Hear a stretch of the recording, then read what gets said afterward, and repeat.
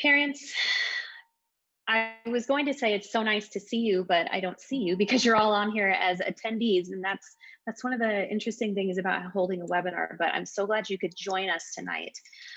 There is a lot of information we want to go over and pack it into an hour. But before I dive into any of that, I really just want you to know, as our community, as our parent community, that we know and feel the worry and the difficulty and the concern and the just desire to make the best choice for your family. We hear that. We know that. We feel it ourselves. We feel that a lot of these options are not the best for anyone, but they are within the constraints that we are currently living under, right? If all of us had our way, we would be back at school, there would be no pandemic, and we would be going about life as we knew it a year ago. But unfortunately, that's not our reality. And so we really, as a staff and as a school, are trying to make the best that we can within the constraints that we have. And I know that as families and as parents, you are doing the same thing.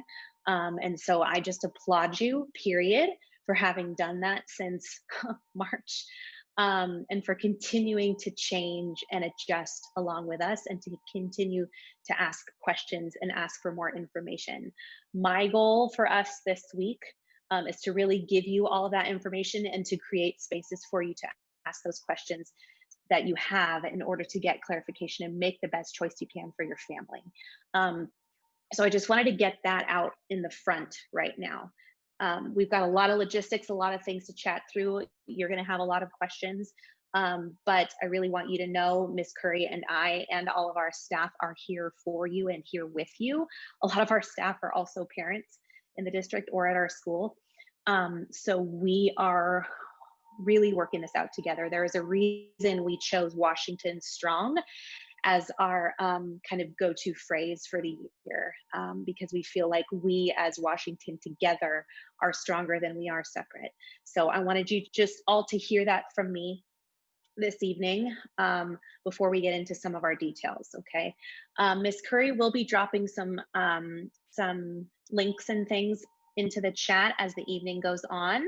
I am real quick just gonna make sure that the slides I'll be sharing tonight are also linked in the chat.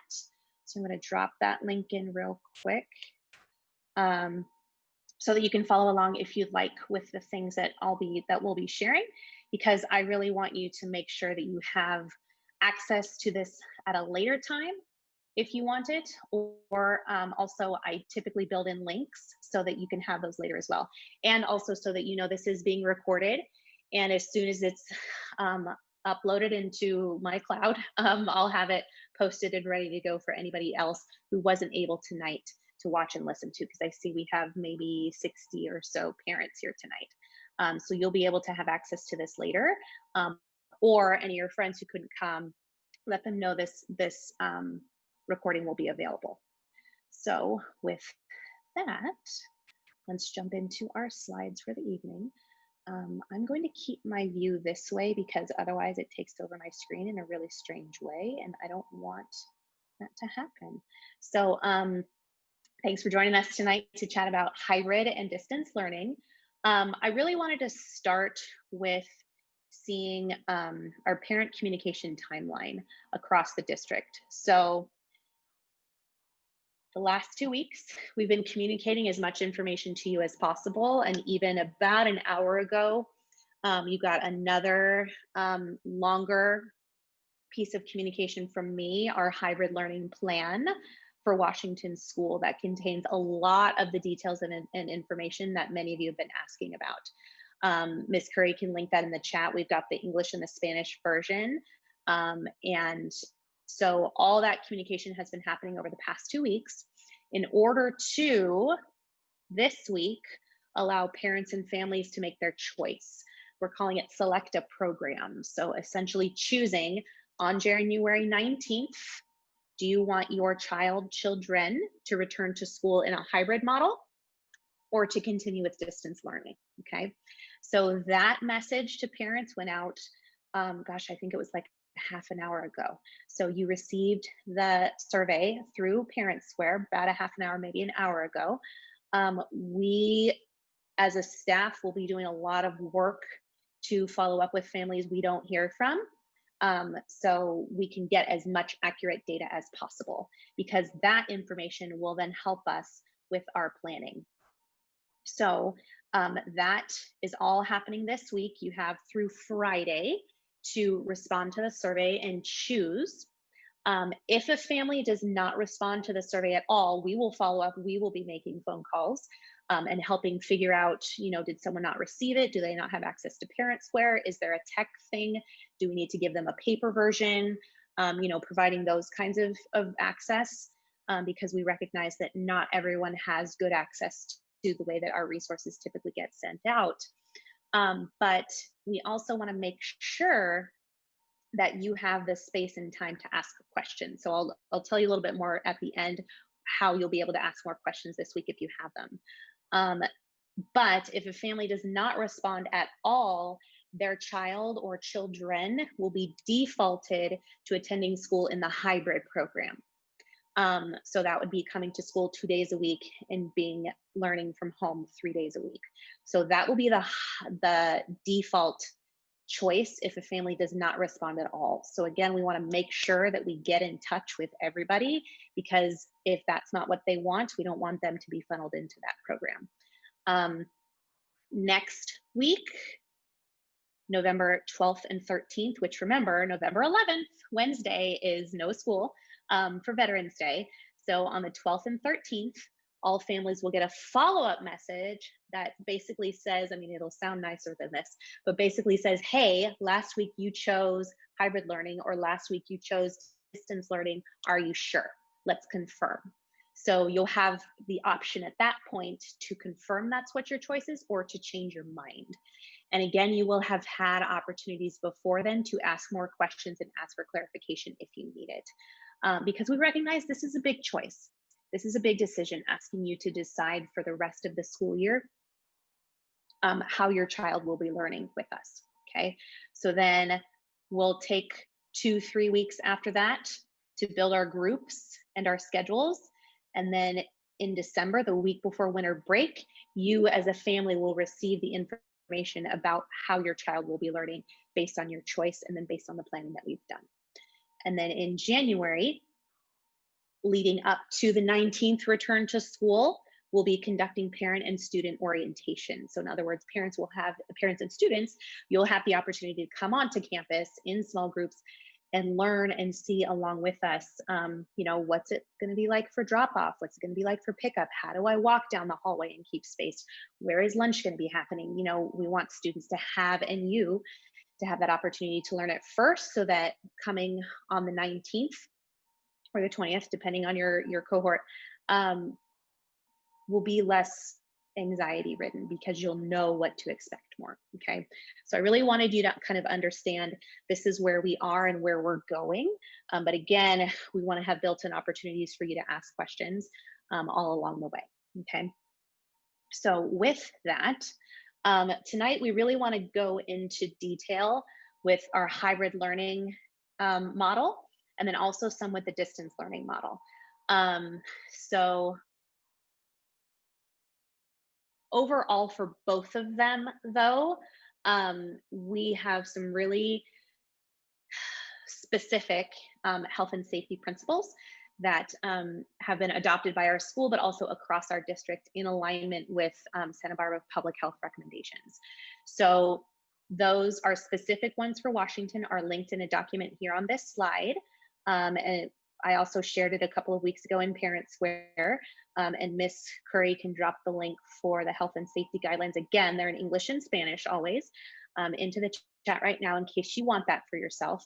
But the overall details to know is that we put your safety, your students, and our staff's safety first. I would rather err on the side of being a little more strict than not, because we want to make sure that we are as careful and as safe as possible. So students and staff will follow social distancing guidelines of staying 6 feet apart as much as possible. Students and staff wear a mask at all times except to eat or drink. And then students and staff wash or sanitize their hands frequently. As I said, I go into much more detail about these things in the health and safety guidelines. And down below here is also linked the Santa Barbara Health and Safety video that kind of gives the overall or overview of our custodial processes and how our custodians will be doing a lot of the cleaning around our campuses. And this last link is our Washington specific health and safety video. And of course, Willie has to make an appearance in there. So health and safety kind of is the current through everything that we're planning here. The two cohorts of students are two small cohorts of, we've got about 25 students total on campus right now. They are really helping us, or they're really the way that we're making sure that we know how to put these health and safety guidelines in place. So we're doing all these things already with these students, and it's helped us kind of refine what we're doing. So that's been really, really good for us. They're benefiting and we're benefiting from learning how then to scale this up for when we have, gosh, 200, 250 students on campus at one time. Also, guiding principles strictly for hybrid learning is 4 things. These first 3 came from our board report that was shared at last week's board meeting. And then this last one I added because it's important. So maintaining strong positive connections. I keep saying this, but it's so true. Every time I join a class lately, and Ms. Curry, I'm sure is noticing this too, I am so just impressed at how engaged the students are with their teacher and how there's clearly a relationship and a bond there. We want to build on that. We want to capitalize on that in order to transition. We want to make sure students have access to standards aligned, differentiated, and culturally and linguistically sustaining curriculum, whether they're in hybrid or in distance learning. We want to maintain rigorous teaching and learning that develops critical thinking, collaboration, communication, and problem-solving skills. And then, as I said, I added this one on the bottom, provide a combination of in-school instruction with fewer students and distance or online learning. So hybrid instruction really includes all of these details. Okay, so then so that's kind of all high level detail or information. Now to kind of zoom in a little bit more to some details.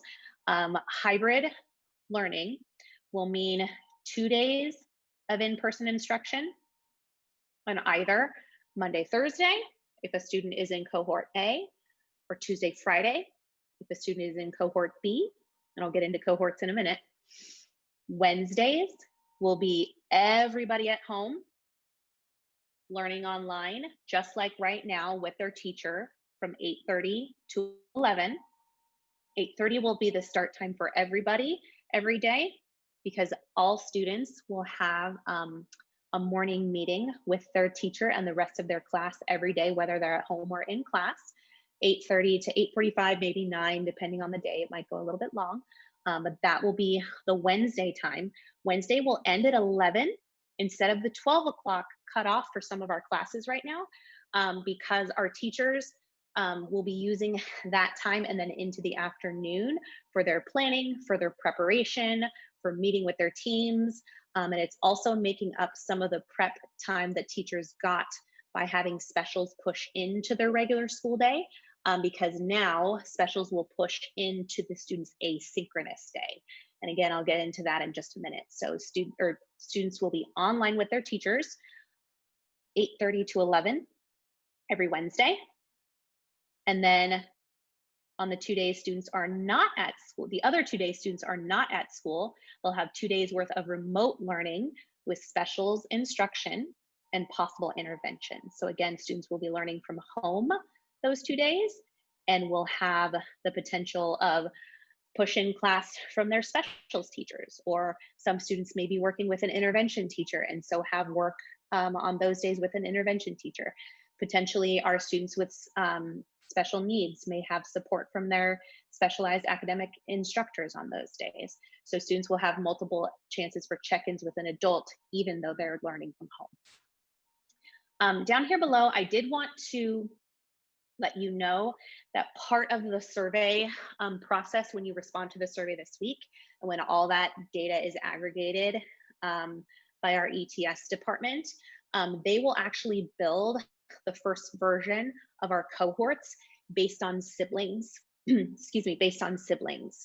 So because we recognize that we have a lot of families who are maybe spread across the district, right? You might have a child at Washington, you might have another child at a junior high or a high school, and we want to help first priority making sure that siblings are in the same cohort. But then I also have spoken with multiple families about other potential needs to be in one cohort versus another. So we will give you the opportunity in a couple of weeks to request a particular cohort. We can't guarantee that we'll be able to accommodate, but we'll do the best that we can, certainly. And I'll talk just a little bit too about how those cohorts will be built, or a little bit more about how those cohorts will be built here. So as I said, siblings will be the first priority. Then students or emergent multilingual students, so students who are learning English as a second language. Potentially, we group students who are of a similar level in a class on maybe the Monday, Thursday cohort, so they get more specific language instruction at their level. And then students at another level, maybe in the Tuesday, Friday cohort, again, to really support and target their language acquisition, because we also recognize we're going to be making up for a lot of lost months of learning in the classroom, right? So we want to be able to hit the ground running by strategically placing students together. As I mentioned before, students who receive special education services, we have the flexibility of grouping them strategically in one cohort versus another.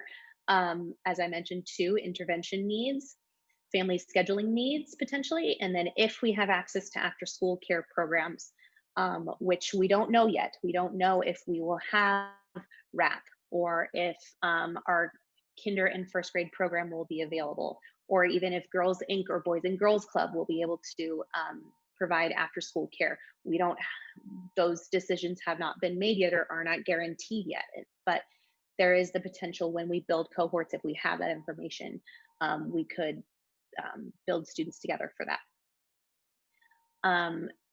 So then I see a lot of questions are coming in the chat, and I know Ms. Curry is working on answering a lot of them. I did mean to mention, if you, this entire chat saves when I close this webinar. So if your question did not get answered, we will look back through and make sure that all the questions got answered, and we'll follow up with you after the webinar. Or if we missed your question for some reason, feel free to just email Ms. Curry or I right after the webinar, and we'll make sure that you get the information that you're looking for. Okay. And then, because I do see a couple of questions that popped up in the chat that I know we're getting to. So you'll have that information for sure. So with just kind of an overview schedule of our hybrid days, so the days of learning on campus, the 2 days per week, all students will start at 8:30. So we'll have an earlier drop-off time for health screening. We'll get into some of that information. And then our end times, just like during a regular school year, our dismissal times will change based on the grade level. So based on the number of instructional minutes students at that grade level are required to achieve in the day. Now the kindergarten schedule, actually, we're potentially creating an alternative, or a different schedule potentially. So kindergarten parents, if any of you are here tonight, like Ms. Curry, if we have changes to that schedule, we communicate with you before the end of the week, for sure, so that you have that information again as you make your choices. Excuse me, I haven't talked this much in a row for a while. So that's just the overall schedule for the day. And you can expect the day on campus to look schedule-wise roughly the same as it does during regular school. So students will have a recess at a designated time about the same time as normal. Recess will look different. It's only going to be half of the students in that class. That class's group will be designated a certain area on the playground where they can play together. They won't have access to shared equipment or toys or balls that get touched. But they will still have, we'll make sure that they have plenty of opportunities to be outside, get their energy out, get some sun. Someone told me the other day about, how all of us probably have vitamin D deficiencies right now because we're indoor way too much. So we'll want to make sure we take advantage of our lovely Santa Barbara weather as much as possible. Same with lunch. Lunch will not look the same, but lunch schedule will be relatively the same. Students will most likely eat outside, again, to create ventilation and opportunities to be outdoors. And then they'll have a chance to play and get some energy out, but in a more structured way, so that we prevent mixing of students as much as possible and prevent touching of shared items.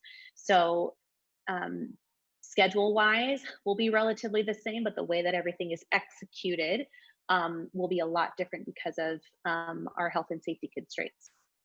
So I know some of you are wondering about the asynchronous day or the at-home day. So here's an example of first grade, what their day, a first grader's day, might look like. So all students, whether they're in person or at home, will participate in a morning meeting with their teacher from 8:30 to 8:45, maybe 9 o'clock. Then that student who is asynchronous or at home, first grader, might go work on a phonics lesson their teacher had assigned via Seesaw.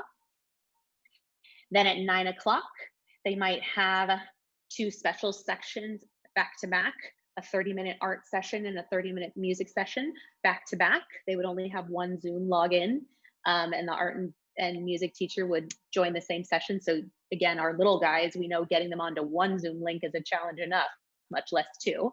But they might have a special session there, have a break, 10 o'clock, go outside, have a snack.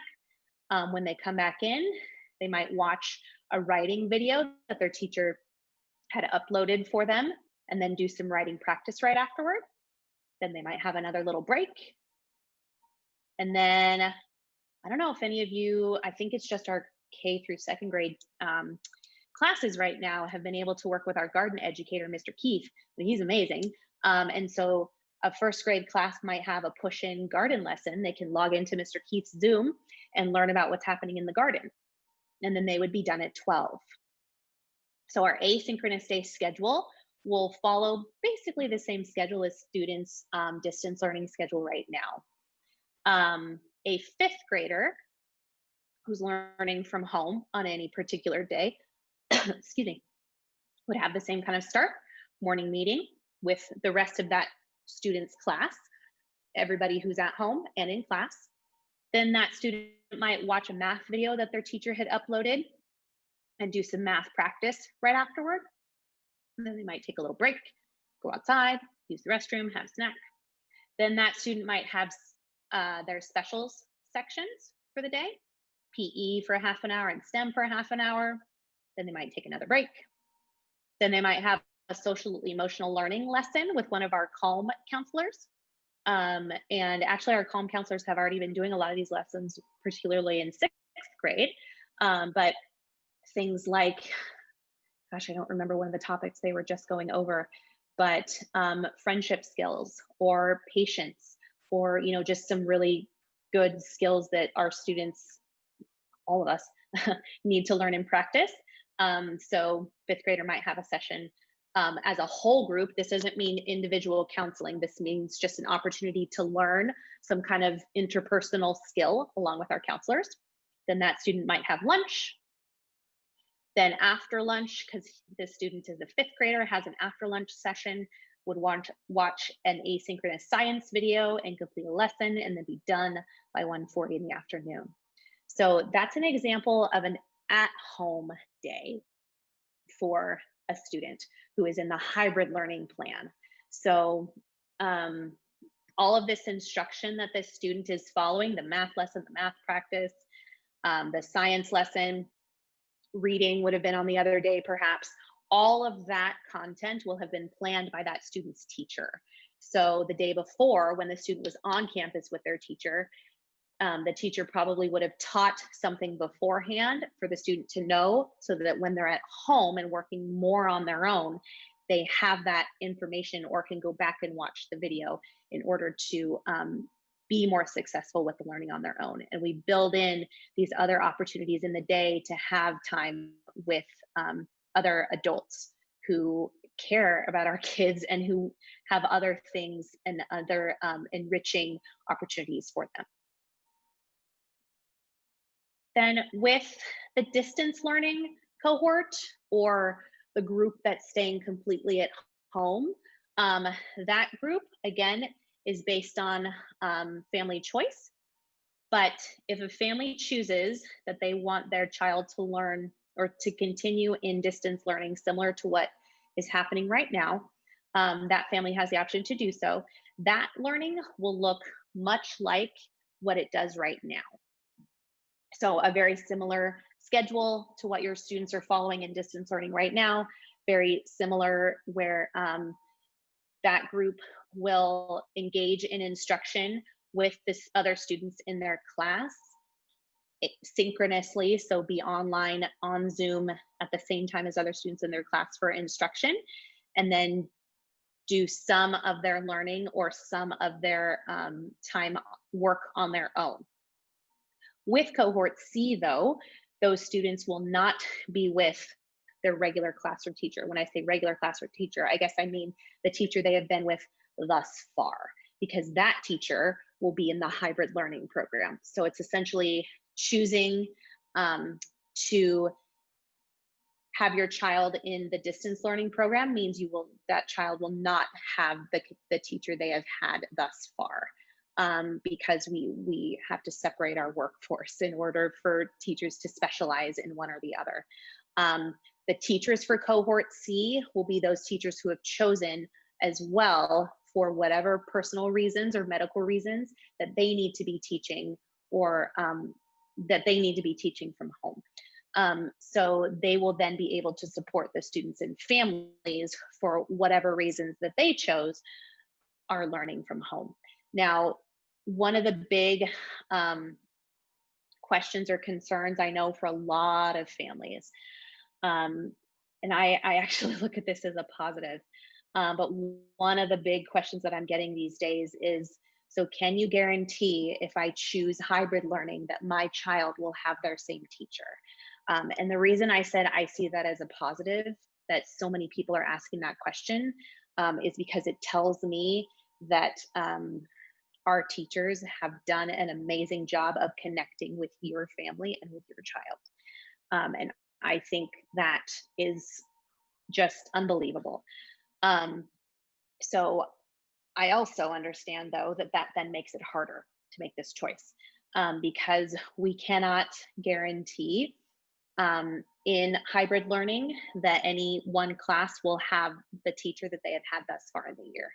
Um, just like families get to make their choice, teachers get to make their choice, and it's a very personal decision. You know, this all has to do with health and safety and confidentiality. And teachers have a process through our HR department to go through.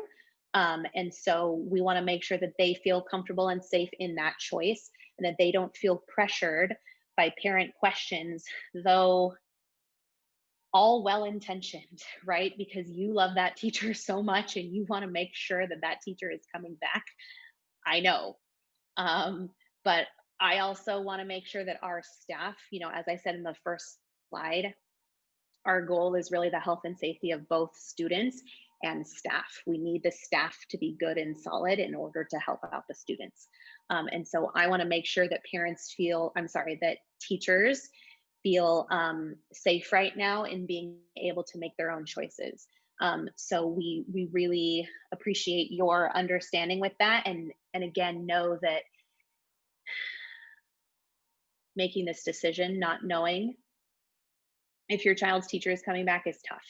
Some teachers may choose to share. That's their choice, but we have encouraged them to make that choice for themselves. So with cohort C, we do not yet know who those teachers will be, just like we do not yet know who those students will be. You are making those choices right now. Our teachers are also making those choices right now. And so the configuration of distance learning, a lot of it will depend on how many of each um, decide to go fully distance learning. So the distance learning plan, I actually only have one slide on it right now because it is less fleshed out than hybrid learning because we don't yet know the numbers. We don't yet know how many students there will be. We don't yet know how many teachers there will be. So we don't know if all Washington students would be grouped together with one Washington teacher, or if students could potentially be in a group with students from other schools or potentially with a teacher from another school. We don't yet know because we don't yet have that information.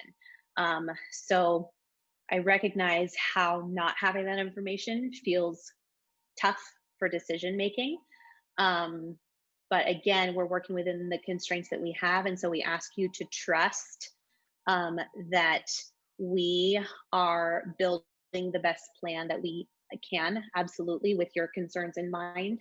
And so we also hope that you know that, and we hope that that then helps make that decision just a little bit easier because you know that we're working as hard as we can to make the uncomfortable comfortable.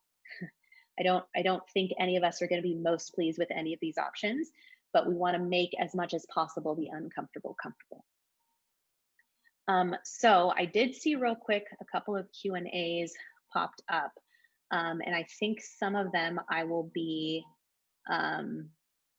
going over in our hot topics next. Okay, great. Thank you for keeping an eye on all those, Miss Curry. She's typing away fast and furiously over there, I think. Okay, so on my next slide is where I just wanted to hit on, again, some of the other big topics, hot topics that I know have been coming up. As I said, I noticed some of these were in the Q&A, and so let's get to them right now. I did just hit the first one. We already talked about staffing. And the second one, that's particular to Washington because we do have the GATE program, the GATE Magnet program here. I know that a lot of our GATE Magnet families have been wondering as well, whether or not your child is, I'm sorry, let me say it differently. Students who are GATE identified, that then means that they are guaranteed access to different kinds of differentiation and different kinds of curriculum and acceleration and opportunities for learning and growth. We have the benefit at our school of having the GATE Magnet where students are then grouped together with our GATE qualified teachers. So there are lots of other students across our elementary schools who are GATE identified, but choose for whatever reason not to join the GATE Magnet program, or perhaps they're on the waiting list, or for some reason they're just not here with us. But they are still grouped with other GATE identified students at their school, and they then have access to GATE strategies and learning opportunities. Now, what that means for hybrid and distance learning is that the GATE Magnet program will continue. If your family, if your child is in the GATE Magnet program currently, and you choose to continue in distance learning for the year, your child still maintains their spot in the GATE Magnet program. You're not giving up your spot at Washington. Your kid is still one of our kids and maintains their spot. Now, does that guarantee that they will still have their GATE teacher? No, based on what I was just saying about staffing. However, we work extremely hard to make sure that all teachers have good access to, and our teachers have actually started sharing a lot more with each other what that kind of high level differentiation looks like. And they're sharing it amongst themselves, particularly our third grade team right now. So with staffing and the GATE program kind of going together, not a guarantee that those teachers are coming back just because of the things that I talked about with health and safety concerns and confidentiality with staffing. But you can know and hear from me that we have no intentions for changing anything with the GATE Magnet program here at Washington. We are still continuing as we have. We've adjusted our third grade gate cohorts based on just the small number of students that we had this year. But the way that those look will continue to be the same, just different based on if a child is in hybrid or in distance learning. Another hot topic that we've heard a lot about is, of course, utilizing our outdoor learning spaces, right? Beautiful Santa Barbara, we have amazing weather, 300 days of the year, let's use it. Yes, agreed, 100%. We're already working on some things with our outdoor spaces, providing some soap and paper towel dispensers at our outdoor sinks, so that we have more capability for hand washing throughout the day. But the Santa Barbara Unified Facilities Department has purchased lots of outdoor tents. They just arrived at the warehouse last week. They're in kind of a mess based on how they came from the manufacturer. So facilities department is working on putting them together into easily deployable kits.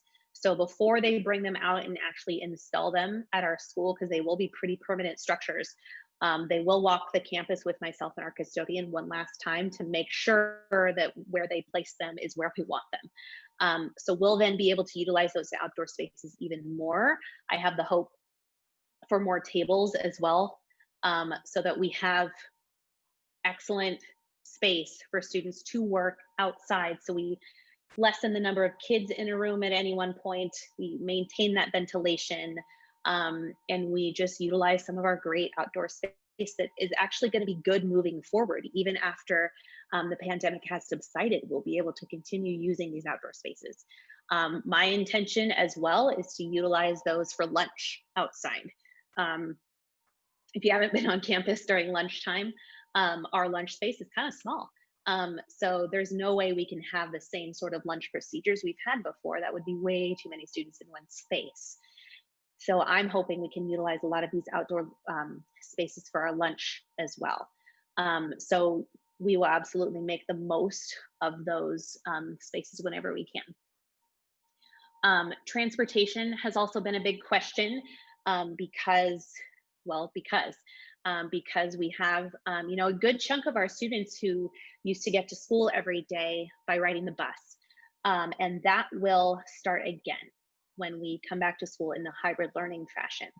So, and it's actually going to be better than it was before, because previously we did not have a list, believe it or not, of the students who rode the bus every day. I made a list last year as the assistant principal, because it kind of just scared me that we didn't know who the kids were, but it was a very unofficial list by me getting on the mic and saying, hey, if you ride the bus, meet me after school.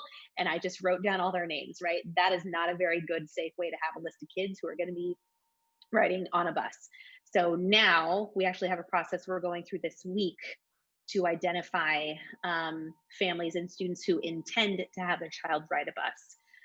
So you may get a phone call or a parent square message from one of our staff this week. And we then will be able to have like little just registration or ID tags potentially on students' backpacks. So we know exactly who will be riding on the bus every day. And we know, if something were to happen to a bus, if it were to break down one day, we would know which families to call or, who to get in touch with. So transportation is actually going to be better now than it was before.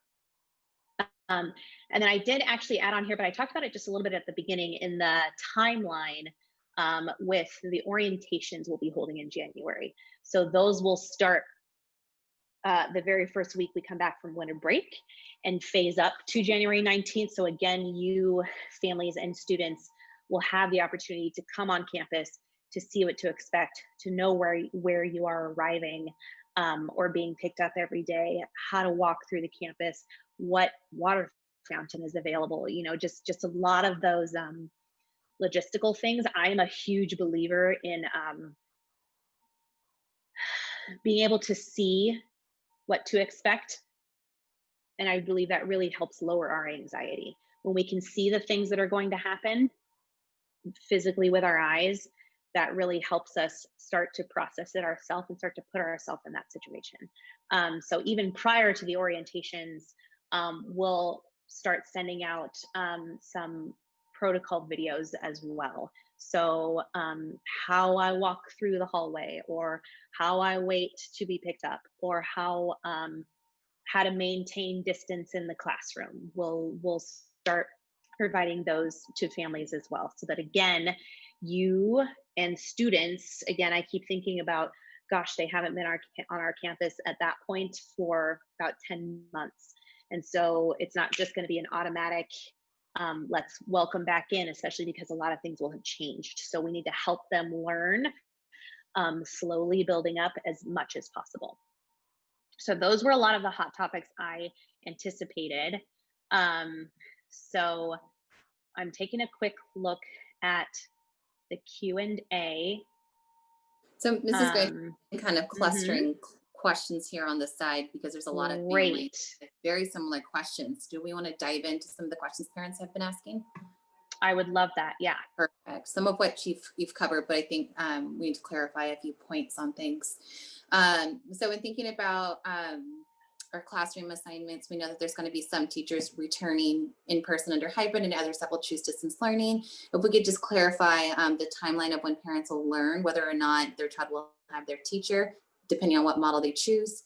And then also in the event that we have several teachers who do not want to return into person, what is our plan to make sure that we have teachers on campus for students who come under hybrid? Great.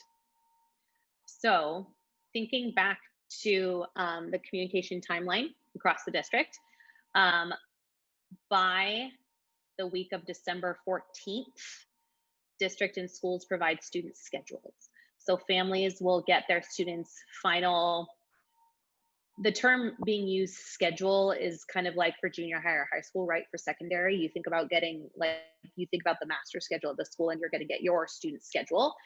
At the elementary level, it's a little bit simpler, because that basically means what cohort, like the final confirmation of the cohort your child would be in, and then final confirmation of the teacher.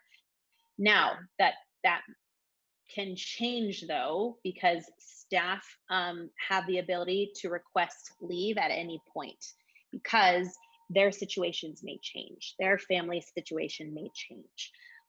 So at the schedule providing time, you'll know for sure what cohort your child is in and what teacher you will likely have. Also, with the caveat, though, that that has a potential to change.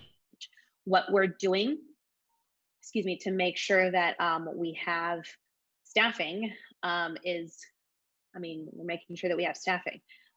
You've probably heard, or maybe not, that or in our board meetings, that there's a huge hiring push right now, across our entire district, in trying to fill multiple kinds of positions, one of which is substitute teachers.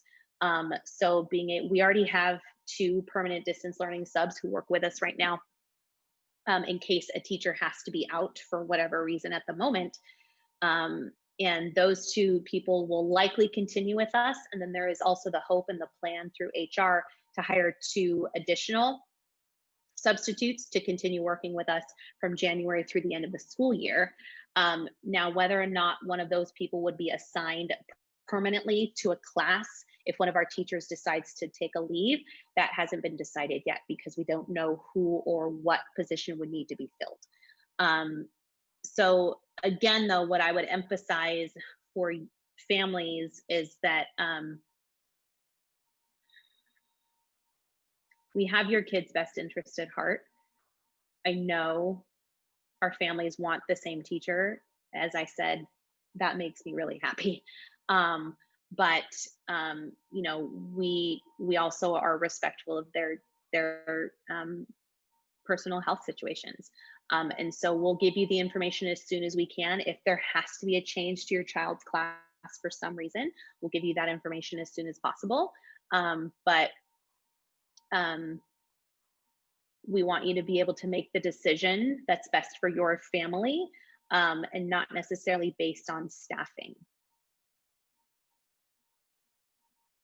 Okay. Another question that we had was the composition of our classes. So Hmm.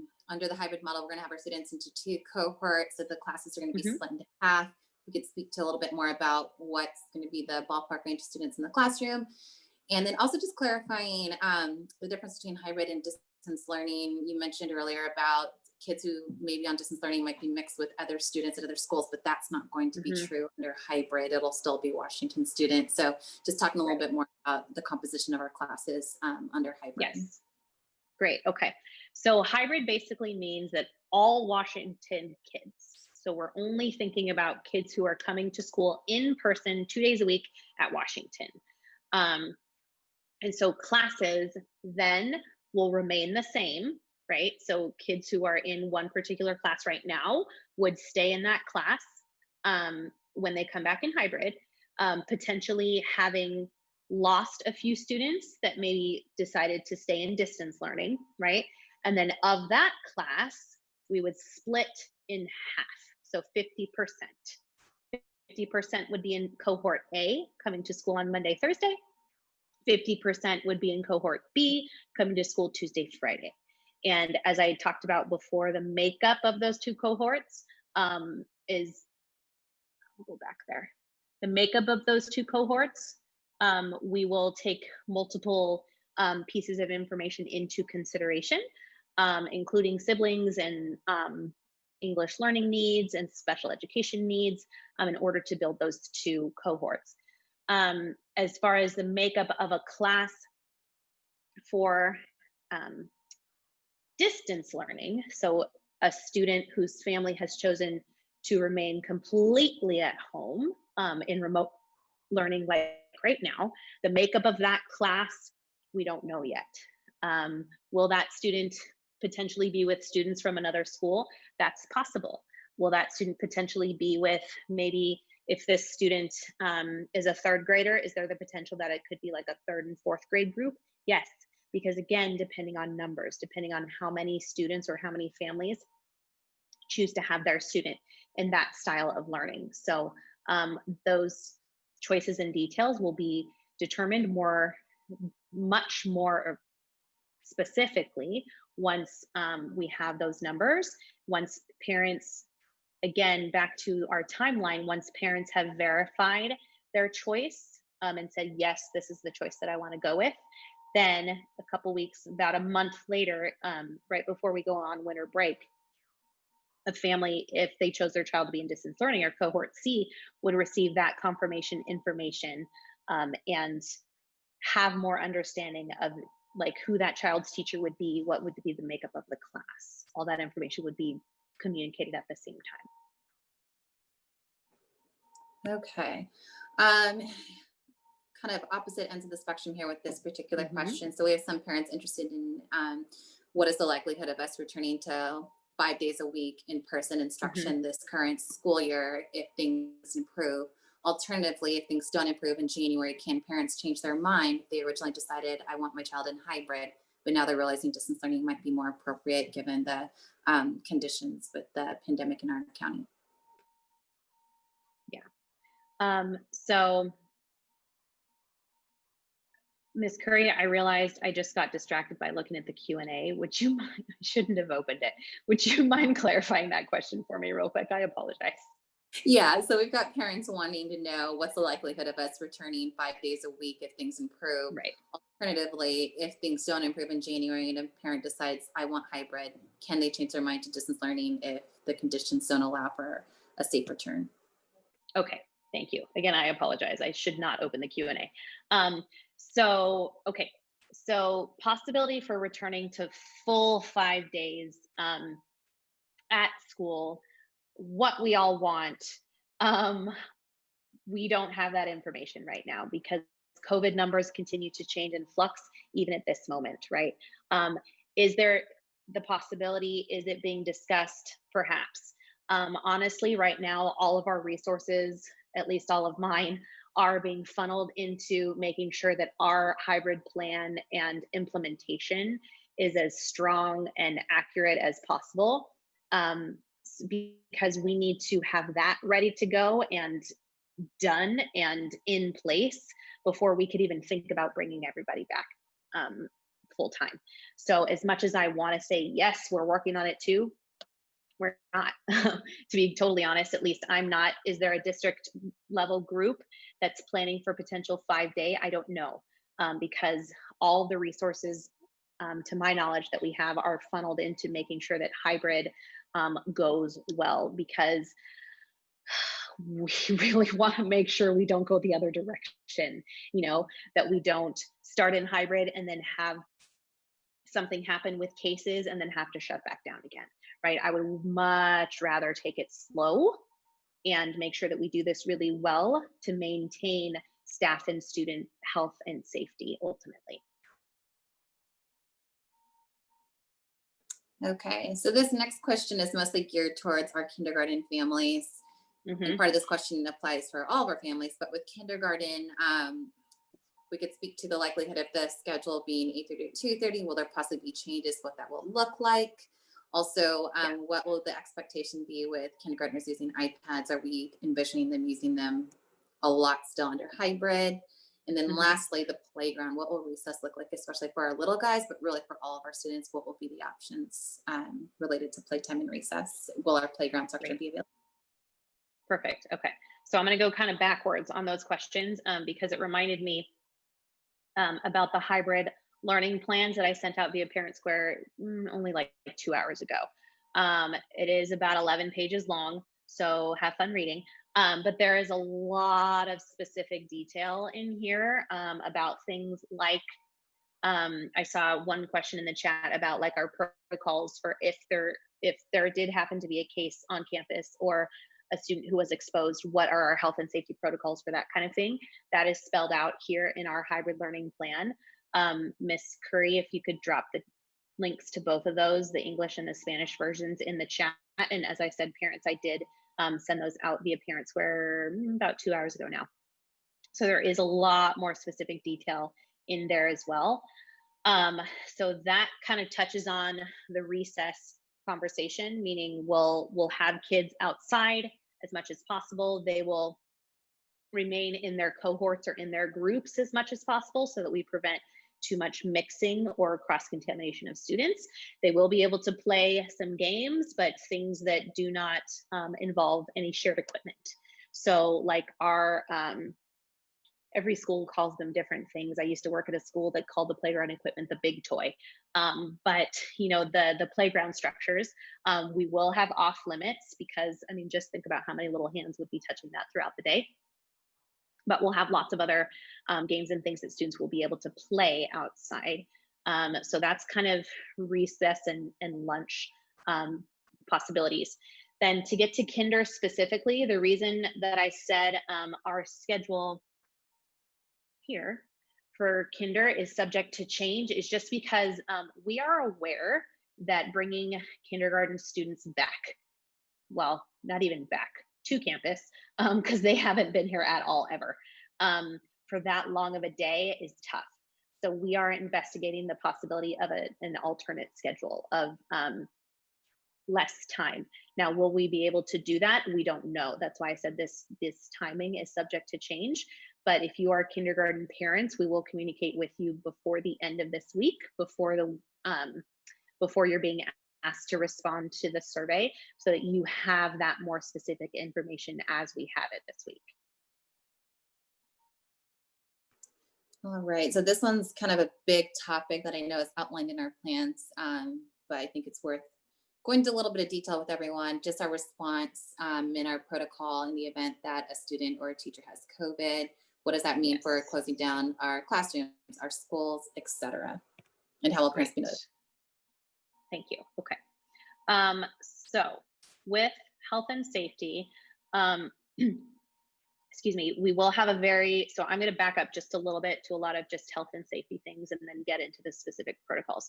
So we will have a very specific cleaning schedule for every single classroom and every restroom. Restrooms will be cleaned hourly. Classrooms will be cleaned daily, not just cleaned, but sanitized. Our custodians have been well trained in the use of these new products. No other person can be in the room at the time. So teachers will be expected to be out of their rooms before 4 p.m. If someone is gone earlier than that, the custodians can start in there sooner. And they have special protective equipment they have to wear. They leave the product on the surfaces in the room for 30 minutes before then wiping it off with some special cloths or towels. and they'll do that every single day. Students and staff all will be given, the staff who's here right now, all are given 2 washable face masks plus a face shield that they can use. If a student shows up without a mask, we have plenty of disposable ones to give them for their use. Staff will wear gloves if there is a need to touch student materials for any reason. Students and staff wash and sanitize their hands before entering the common areas or restrooms. Students will wash or sanitize their hands at all of these points in the day. So before going into the room, before and after recess, before and after lunch, before and after entering an internal space that's not their classroom, which honestly, we won't be using many of those. This internal space that's not their classroom would be something like the auditorium or the library, and access to those spaces will be extremely limited. So that won't be as necessary. Then our health office she'll be Miss Sherry, our health tech. If you don't know her, she's going to be busy because we will be screening students every morning when they arrive at school, and anyone who has potential COVID symptoms or appears to have a fever. Miss Sherry has then kind of a secondary protocol she'll go through to decide whether or not that student can stay at school or should be sent home out of an abundance of caution. So then our procedures for possible contact, parents down here at the very bottom, these procedures are actually aligned directly with Santa Barbara County Public Health guidelines, which are linked right here in the document. So it's kind of 3 different phases. So if someone presents with symptoms, then the following actions are taken. So any of the symptoms of COVID, coughing, sneezing, runny eyes, but any symptoms that can't be otherwise explained. So actually, Miss Sherry and I were just talking about that this morning. I have bad allergies, right? So I sneeze quite a bit just as a person. And so because I have an alternate explanation for my sneezing, I wouldn't be considered presenting with COVID-19 symptoms. Now, if I were having a different symptom, like a headache that is not normal for me, then that's something that Sherry would then need to follow up on because it's an abnormal symptom for me. So if someone presents with symptoms during the day, they'll be taken to our isolation room that's already been set up and established, and we've had to use a couple of times so far with our cohort students. That student would be sent home to quarantine. The individual, now when I say individual here, I mean if it happens to be a staff member who presents with symptoms, they would have to go through these same steps, or the family member of that child would contact their health care provider and follow the recommendations. And in that case, no communication to the class would need to happen, and the school would stay open because that person only was presenting with symptoms. And our, Sherry, our health technician, would work closely with our district nurse to then figure out how to follow up with that family and when the child could then, or staff member could then return to the campus.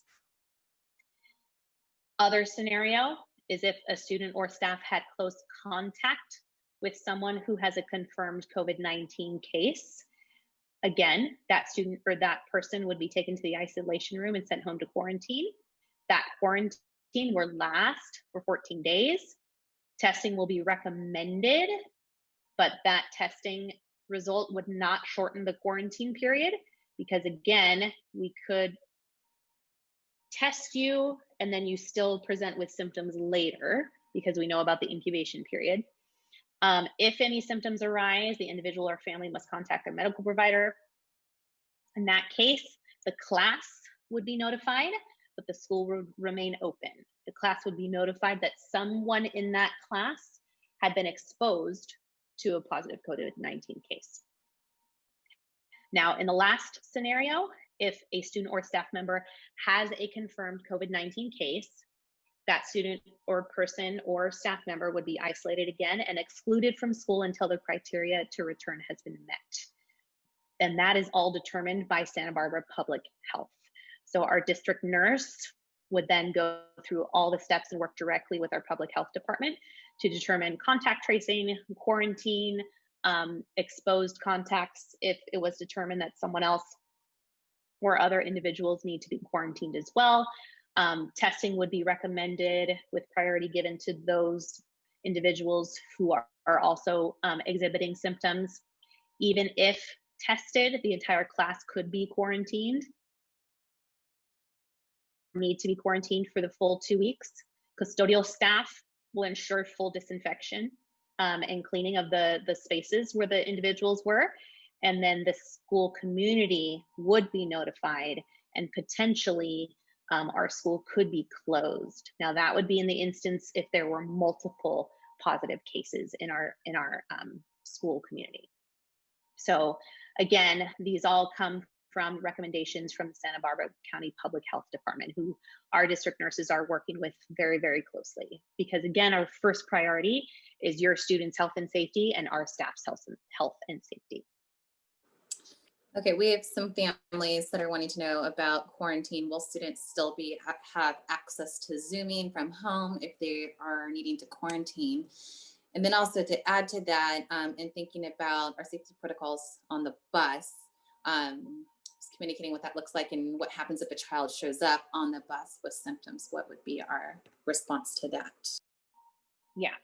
So any student, students will not necessarily be screened before they get on the bus because our busing system is contracted out to STA and it's not an internal Santa Barbara Unified Busing System. And so their protocols are a little bit different. But for us, as soon as students arrive on campus on the bus, our staff, will screen them. If someone appears to have symptoms or a fever, we'll immediately enact the same steps that we've had before. And then the same sorts of protocols for exposure and quarantine would happen with students who are on the bus, similar to what I just outlined with a classroom. So you could think of the bus group similar to what might just happen with a classroom. If a student on the bus presented with symptoms, it would be just like as someone in the classroom presented with symptoms. The busing system will be cleaning and sanitizing busing. And gosh, only 25, 30% maybe of students, or the capacity of the bus will be taken up to make sure that, students are spaced out with seating. The only students who would sit together would be siblings or those students who are in the same household. So we'll continue to follow all of these same safety protocols with the busing as well. Okay. Another question related to our protocols and thinking about our staggered pickup time, especially students that are going to be released at different times depending on their grade level. Parents are wanting to know if they'll be able to wait for their other child if one is picked up earlier than the other. And also to what's the process? Are parents needing to stay in the car at pickup time, or are they able to come and wait in line similarly to how they drop off their child in the morning? Yeah, good question. So drop off and pickup will have designated places on the campus.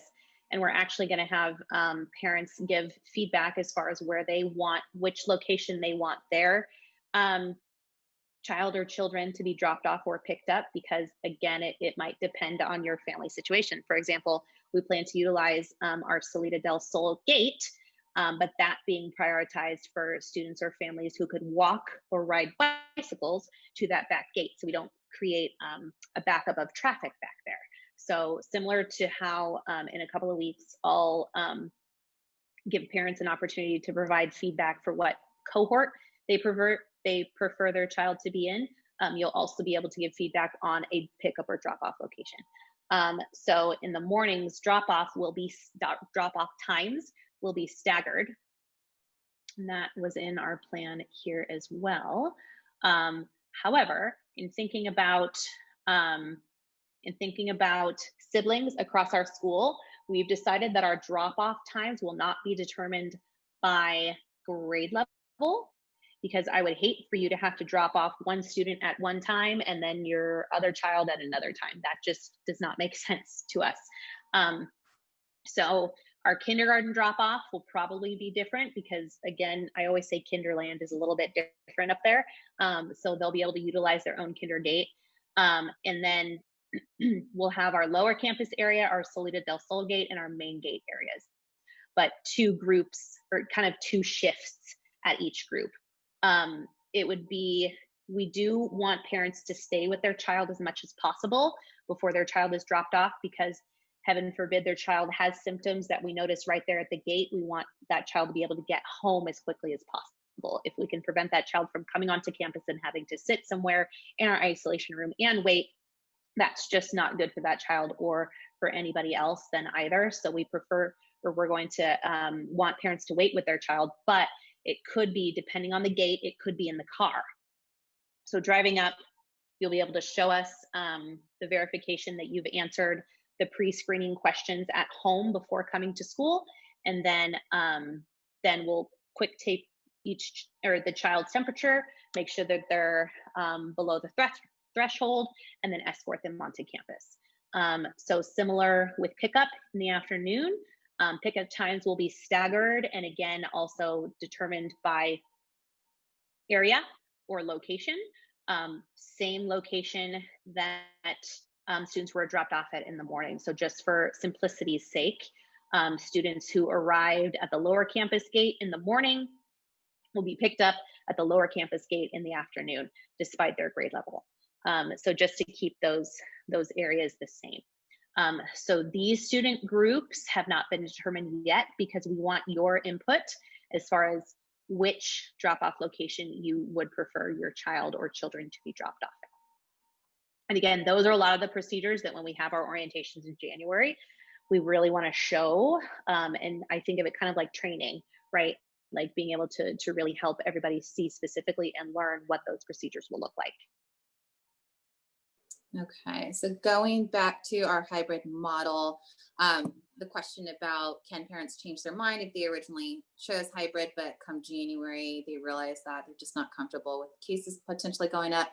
Can they make that decision to go to remote at that time, or distance learning at that time? So yeah, thank you. I think I didn't answer that before. There will be a process if a family decides that they're uncomfortable with the choice that they, excuse me, if they decide that they're uncomfortable with the choice that they had made previously, there will be a process to submit that choice or submit that request. It's not in place right now because we need to get your information first. But there, families always have the opportunity to reach out to us and to ask questions and to ask for clarification and to ask for different accommodations. So whether that can be accommodated always depends on the situation. But you'll have, if you have the need, there will be a process in order to reach out and ask that. All right. As far as coming back in hybrid on January 19th, are we guaranteed that that's going to happen? Also, if we do return in hybrid, if cases rise, will we go back to distance learning as a school or a district? Right. So, and that little change that Miss Curry made at the end of her sentence right there was an important one. She said as a school or as a district, because we, as Santa Barbara Unified, are committed to making these decisions together, so that students at all schools across our district have the same access to the same kinds of programs. So in other words, could Washington choose to come back fully in person before another Santa Barbara Unified School? No, we're coming back together on January 19th. And last week's board meeting, there was a lot of discussion about if we're still in the red tier in January, will we still come back? And there was a lot of discussion around that. And the board did make the decision that even if we still are in the red tier based on the number of COVID cases, because a lot of the discussion has been that active COVID cases aren't in Santa Barbara City, they're in other parts of the county. And so the decision was made by the board that even if we are still in the red tier in January, we will come back in hybrid learning. Now, I saw a question before about if we're in the purple tier, which is higher, meaning more active cases of COVID-19. Will we come back in hybrid? I don't know. That's a totally unprecedented situation, just like so much of the rest of this. So I don't have the answer to that at this point. But I do know all resources are being poured into this planning. And if we are still in the red tier at that point in January, we will be coming back in a hybrid learning model. Okay, this next question is about learning. Obviously, under distance learning, the way we instruct kids are different and the way they're learning is different. What is our learning expectation, particularly when we're thinking about our kindergarten students? So this is their first time being in a school setting and it's through distance learning now. Will there be an opportunity for summer school for students that have loss in learning? And lastly, gate testing, will that still occur this year? Okay. So that one, again, I'm going to answer backwards. And I'm seeing that we're over 7 o'clock. And I know that our interpreters were only supposed to be here until 7. And so I'm going to take just this last question, and then we're going to capture everything that hasn't been answered and make sure that we get back to you. So I'm going to answer this last one because I want to make sure that we fulfill our time agreement. And thank you again to our interpreters who have already stayed long. So I'm going to take that one backwards. So gate testing, typically all second graders across Santa Barbara Unified are screened using the gate assessment. Whether or not that will happen this year, we don't yet know. The publisher that we work with who creates the gate test has not yet changed or altered their processes for that kind of assessment, because normally it would be going on right about now in the year in person with second graders. Has not been updated yet. So our education services department continues to keep in touch with them to ask, and I've asked multiple times too, if there are any updates, and we don't yet have those updates. So we hope that gate testing will happen this year for second graders. We don't yet know. Then to the other question about learning expectations and making up for the loss of learning. This is a big conversation to have across all of our schools, because all of our students have missed out. As amazing of a job as our teachers have done, there's no substitute for being in the room all day long with the expert, right? So we know that our students have lost learning opportunities. Where we end up expecting them to be at the end of the year, we don't yet know, because we don't yet know, because this is all completely unprecedented. Will there be makeup opportunities? Will there be enrichment or summer school opportunities at the end of the year to make up for that time? We don't yet know. As I said, all of our resources are being poured into starting school in January now. And so we want to make up for as much of that lost time as possible in that time. So that's why time that students are on campus will really be utilized to its fullest to make sure that students can learn as much as possible. So again, just like I said before, anytime we have that information, we'll get that to you as quickly as we can, so that again, you can make the best decisions you can for your family. I realize I have not talked this long for a long time, and so my my voice is starting to fade. So again, parents, thank you so much for coming tonight. There are a lot of questions here that we will for sure get to. Thank you, Ms. Curry, for dropping in some of our links right here. And I also, so those are both of our health and safety guidelines. And I also want to add in, it looks like Ms. Curry is doing that right now. Perfect. Okay. Because Santa Barbara Unified has a phenomenal frequently asked questions page now that has a lot of the answers to some of the questions that you all are asking tonight. And there's also, goodness, that was a lot of links, Ms. Curry, thank you. So there's actually a Washington specific frequently asked questions document there as well. We will update that based on the questions that are asked tonight and send out a new version to all families as soon as we can, so that again, you have updated information as much as you can. I want to, last note, I forgot to say, at the end of this slideshow are some of those links, but I want to encourage you to join me on Thursday. I'm offering 2 different times because people have different schedules. Join me on Zoom Thursday at 7:30 in the morning. Zoom link for the Zoom ID is the same for both of these, or at 3 in the afternoon. Or if that doesn't fit in your schedule, you can always send myself or Miss Curry a separate email. We are happy to arrange a phone call with you, happy to arrange a Zoom call, happy to have an appointment where you come in to our office and have Miss Rosa check your temperature and come and have a conversation if you feel like you have additional questions and need some clarification. We are happy to communicate with you via email.